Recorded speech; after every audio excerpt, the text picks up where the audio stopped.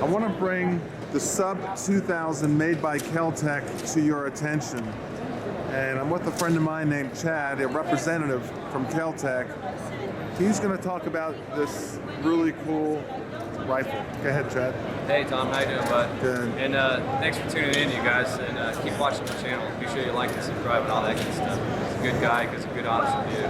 We're going to talk about the Sub 2000 Gen 2. If you're familiar with the Gen 1, you'll notice right away that the handguard is more trimmed down and the stock is now adjustable. So since you're down here, we'll go ahead and start at the stock. So you get 1.25 inches more length on the stock, but you can actually adjust it down to its original length on the Gen 1. It's got a locking latch here, as opposed to the brass key. It was kind of a pain, so we just eliminated that altogether. Threw in a couple of extra sling loops here for you, and actually a little pick rail down here for whatever you want to use it for. We're now black nitriding the tubes. It used to be blued or parkerized. We did away with that process. This is much more cost effective. It's a much better coating, and it just looks great. All the internal parts of the gun, basically the same as the first gen. However, we did change the mold on the receiver portion of the gun, so you got a nice ergonomic grip now, as opposed to the little blockier one. There's a little bit blocky on the first generation one. So the other thing that this new mold is doing for us is allowing us to up the production of the gun 100%. So we'll be able to get these things out the door. People will be able to find them now at a reasonable price. So Which is what?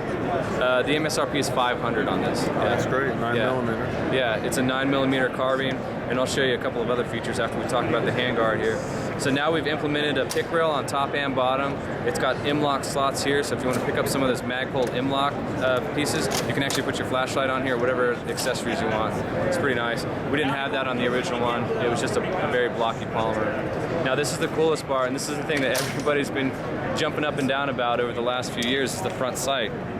We've now added it's an aluminum front sight. It's got an A2 post in there to adjust your elevation, and you've got a thumb screw here. You just put the end of an empty cartridge in there, you can adjust your windage on the fly. It also has a muzzle nut here. You just take that nut out and loosen up the set screw. You can actually take the sight right off if you want to run it suppressed. 1/2 by 28 threads on there. So you can put just your standard brake on there and throw a can on it if you'd like to.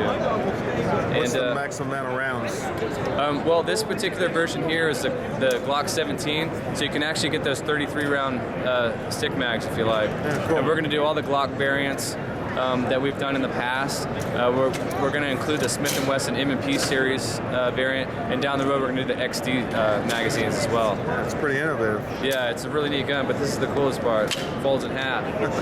Yeah, so you can carry it around. Yep, throw it in your backpack. It's a great trail gun, truck gun, survival gun, and it's very, very popular gun, and it's a really difficult gun to find because of the production. But now that we've got this Gen 2, they're going to go out the door a lot faster. So your viewers take these things out and have a good time with them. Great. Thanks for bringing it to our attention, and see you soon, Chad. Thanks, Thank you. Tom. Thank you, bud.